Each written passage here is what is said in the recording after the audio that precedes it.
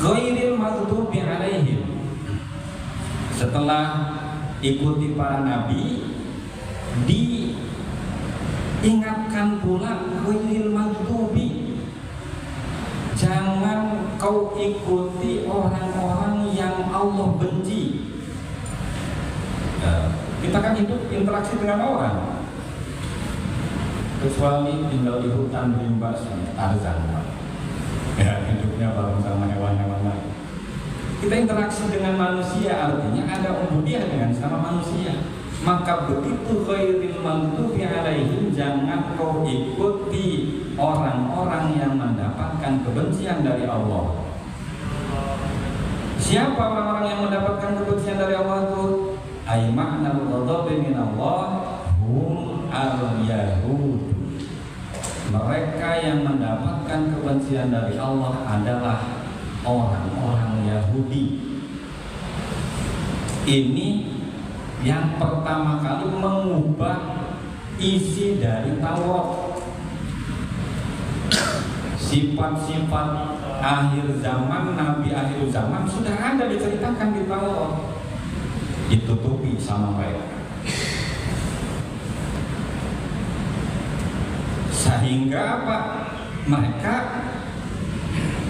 mendapatkan kebencian dari Allah. Karena apa?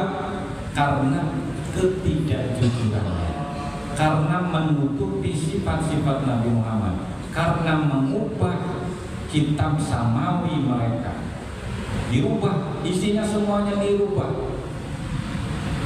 Perintah, larangan, dia rubah semua. Berikutnya waladhdallin, atau dari ghairil maghdubi, jangan kau ikuti pula orang-orang yang tersesat. Alladzina dhallu hum nasara. Orang-orang yang tersesat itu siapa? Nasrani. Ini mulai munculnya, hidupnya di zaman Nabi Isa alaihissalam. Nabi Isa itu lahir tanpa ayah,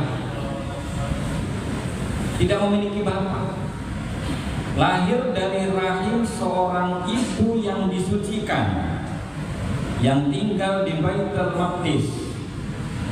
Yang Sayyidah Maryam ini adalah putri dari Imran, yang Imran itu adalah umatnya Nabi Zakaria alaihissalam. Bahwa kalaupun kita hidup di zaman Nabi Isa, bisa mungkin kita mempercayai Isa itu sebagai Tuhan. Bagaimana mukjizatnya tidak sakti?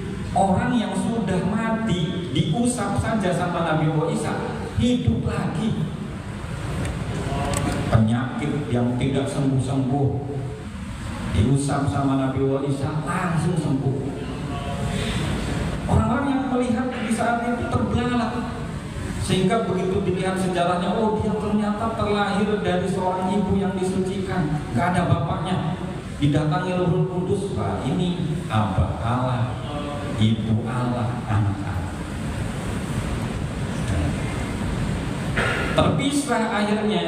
Mereka ada yang meyakini bahwa Nabi Isa alaihissalam adalah seorang nabi, seorang utusan Allah, dan ada yang melihat mukjizat yang begitu hebat, menuhankan, mengkultuskan Nabi Isa sebagai anak Tuhan.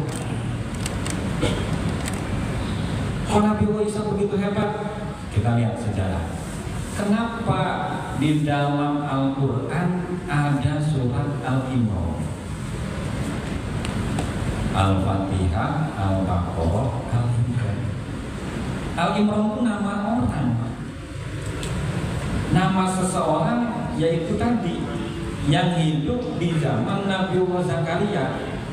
Dia mahabbah, cintanya, taatnya kepada Allah dan Rasulnya sebaik mungkin diwujudkan. Bahkan ketika dia baru menikah dengan Hannah, dia silaturahim kepada Nabi Zakaria yang saat itu Nabi Zakaria belum memiliki putra. Itu Imran sowan silaturahmi, wahai Nabi Allah, doakan agar saya punya keturunan. Nah, Imran tuh doanya pengen punya putra laki-laki, tapi ternyata Allah kasih putra perempuan, yaitu Maryam, yang akhirnya Maryam diasuh oleh Nabi Allah Zakaria. Dengan mengasuh, faedahnya mengasuh, Nabi Zakaria sudah nggak punya putra, belum punya keturunan, udah kakek-kakek nenek ngasuh anaknya Imran, akhirnya dianugerahkan oleh Allah, dikasih kabar, wahai Zakaria, aku akan memberimu hadiah Yahya, menghidupkan, menggairahkan keluarga yang tadinya tidak punya anak, garing. Akhirnya apa?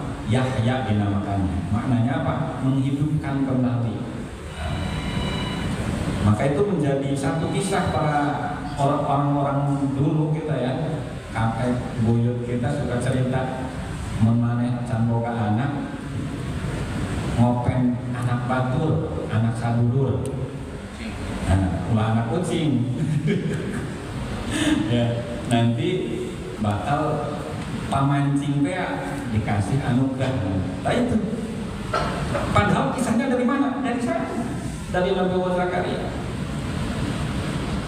Singkat cerita, Siti Maryam, Sayyidah Maryam dewasa menjadi seorang gadis yang cantik, soleh-soleha, didatangilah oleh Ruhul Kudus, yakni malaikat Jibril, mengatakan, wahai Maryam, aku diperintahkan oleh Allah untuk meniupkan ruh dalam perutmu.